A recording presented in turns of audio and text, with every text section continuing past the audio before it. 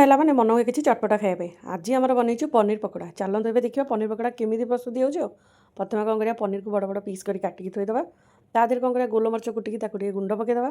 ତା ଦେହରେ ହଳଦୀ ଗୁଣ୍ଡ, ଲଙ୍କା ଗୁଣ୍ଡ, ଆଉ ଗରମ ମସଲା ଗୁଣ୍ଡ ଟିକେ, ଧନିଆ ଗୁଣ୍ଡ, ଜିରା ଗୁଣ୍ଡ, ଚିଲି ଫ୍ଲେକ୍ସ, ଅରିଗାନୋ, ଆଉ ଟିକେ ହେଲା ଲେମ୍ବୁ, ଆଉ ଲାଷ୍ଟ ଟିକେ ଲୁଣ, ଏତିକି ଟିକେ ପକାଇକି ପନିରକୁ କ'ଣ କରିବା, ଭଲସେ ଗୋଳେଇ ଗାଳିକି ତା ଦେହରେ ସେ ମସଲା ଯାହା ଅଛି ଟିକେ ଲଗେଇକି ରଖିଦେବା। ଆଉ ଗୋଟେ ଗିନା ନେବା, ଗିନାରେ ବେସନ 2-3 ଚାମଚ, ଆଉ 2 ଚାମଚ ଟିକେ ଜୁଆଣିକି ମଳିକି ପକାଇଦେବା, ଆଉ କସ୍ତୁରୀ ମେଥି ତାକୁ ବି ଟିକେ ପକାଇଦେବା, ବିଟ ଲୁଣ ଏତିକି ଟିକେ ଦେଇକି ଭଲସେ ଟିକେ ଗୋଳେଇଦେବା। ତାପରେ ପାଣି ଦେଇକି ଭଲସେ ତାକୁ କ'ଣ କରିବା ନା ଫେଣ୍ଟିଦେବା।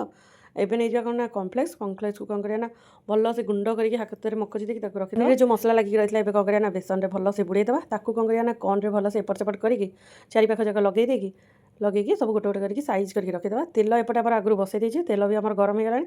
ଏବେ ଗୋଟେ ଗୋଟେ କରିକି ସବୁ ଛାଣିଦେବା। ଆଉ କିଛି ସମୟ ଗଲେ ଆମର ପନିର ଭଲ ଲାଗିଲେ ଲାଇକ୍ ଆଉ ସବସ୍କ୍ରାଇବ୍ କରିବେ। ଜୟ ଜଗନ୍ନାଥ। ଆଜି ପାଇଁ ଏତିକି, ପୁଣି ଏକ ନୂଆ ବ୍ଲଗ୍ରେ ଦେଖା ହେବ।